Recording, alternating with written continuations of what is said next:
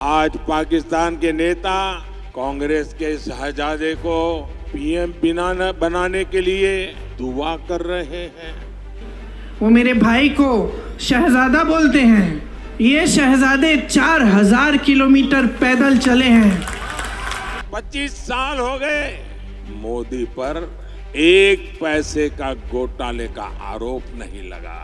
और एक तरफ आपके शहंशाह नरेंद्र मोदी जी महलों में रहते हैं। आपने कभी टीवी पे उनका चेहरा देखा है? एकदम साफ सुथरा सफेद कुर्ता, एक दाग नहीं है धूल का। वो कैसे समझ पाएंगे आपकी मजदूरी, आपकी खेती कैसे समझ पाएंगे? मेरे पास अपनी साइकिल भी नहीं है, न मेरा घर है। मोदी जी नहीं जान सकते क्योंकि मोदी जी अब अपने महल में बंद हैं, सत्ता से घिरे हुए हैं। आपके बच्चे, आपके नाती पोते, यही मेरे वारिस है। एक वो स्थिति थी जब आतंकी हमले के बाद कांग्रेस की डरपोक सरकार दुनिया भर में जा जाकर रोती थी। ये स्थिति कि पाकिस्तान, वो वक्त चला गया जब हम दुनिया में जाकर के रोते रहे।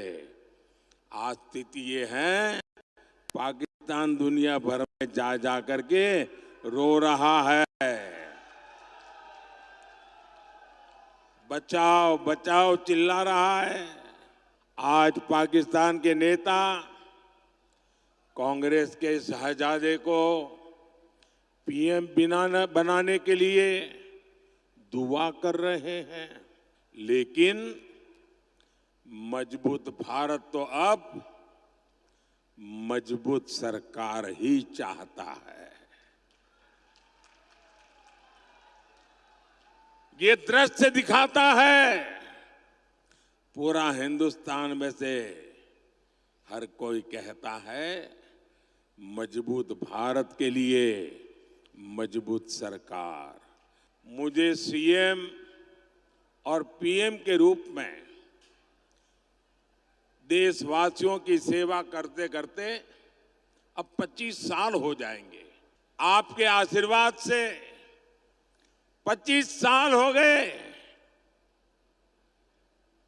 मोदी पर एक पैसे का घोटाले का आरोप नहीं लगा है।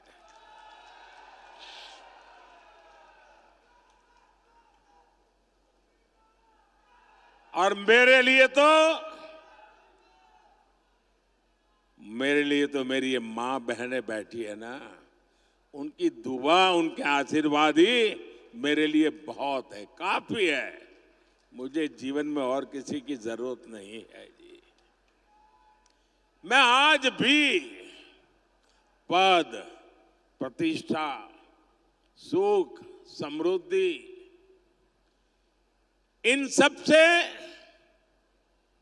दूर वैसा ही हूं जैसा आपने मुझे यहां भेजा था। मोदी मौज नहीं, मिशन के लिए पैदा हुआ है। जेएमएम कांग्रेस के नेताओं ने भ्रष्टाचार से अपार धन संपदा खड़ी की है। मेरे पास अपनी साइकिल भी नहीं है, न मेरा घर है। साथियों, संपत्ति हो, राजनीति हो, सब कुछ ये अपने अपने बच्चों के लिए अर्जित कर रहे हैं। ये उनके लिए विरासत में ढेर सारी काली कमाई छोड़कर जाएंगे। लेकिन मोदी को किसके लिए छोड़ना है भाई? आगे कुछ रखा ही नहीं है, पीछे भी कुछ रखा नहीं है।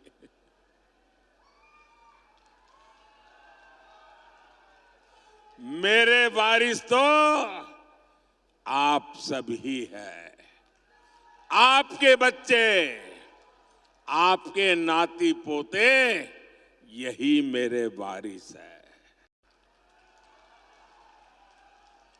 मेरी इच्छा है मैं विरासत में आपको, आपके बच्चों को विकसित भारत देकर के ही जाऊं,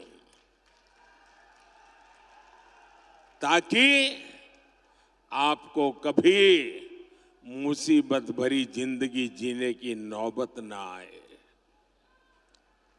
आपका अच्छा जीवन हो, आपको वो सब न देखना पड़े जो मेरे जैसे परिवार, जो मैंने कभी देखा था, मेरे जैसे लाखों करोड़ों परिवारों ने देखा है। मैं वो स्थितियों से देश को मुक्ति दिलाना चाहता हूं।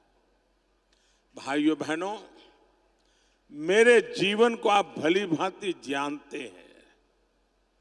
मैं गरीबी का जीवन जीकर आया हूं। मैंने गरीबी को जिया है।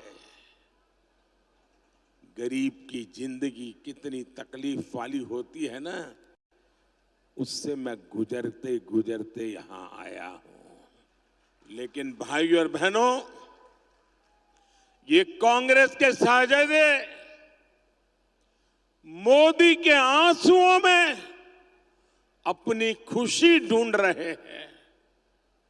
कहते हैं मोदी के आंसू अच्छे लगते हैं। ये निराश हताश लोग अब इतने कुंठित हो गए हैं। एक कहावत है, जाके जाके पांव न फटे बिवाई, जाके पांव न फटे बिवाई, सो क्या जाने पीर पराई।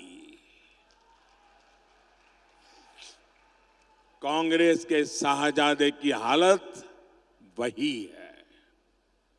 वो तो गर्व से कहते हैं कि उनके घर में कई प्रधानमंत्री थे, खुद चांदी के चम्मच से खाते रहे, गरीब की, दलित आदिवासी की झोपड़ी में फोटो खिंचवाते रहे, लेकिन गरीब के लिए कुछ नहीं किया।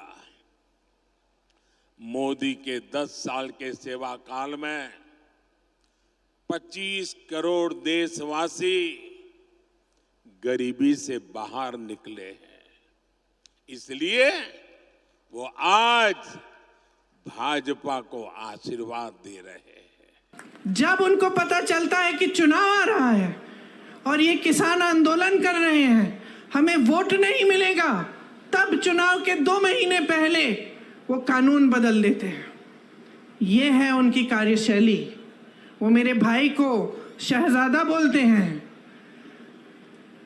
मैं उनको बताना चाहती हूँ, ये शहजादे 4000 किलोमीटर पैदल चले हैं। कन्याकुमारी से कश्मीर तक आपकी समस्याओं को सुनने के लिए चले हैं।